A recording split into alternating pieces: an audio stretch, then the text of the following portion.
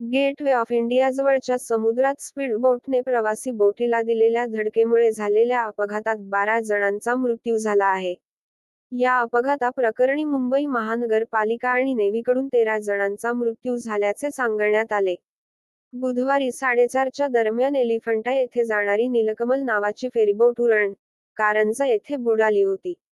अपघात झाल्यानंतर तातडीने नौदल, JNPT, coast guard, yellow gate police ठाण्याच्या 3 आणि स्थानिक मच्छीमार बोटींच्या सहाय्याने मदत व बचाव कार्य सुरू करण्यात आले होते.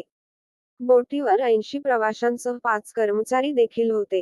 मृतांमध्ये 10 प्रवासी, 1 नौदल कर्मचारी व 2 धग दिलेल्या स्पीड बोटीचे कर्मचारी असे एकूण 13 ठार झाले आहेत.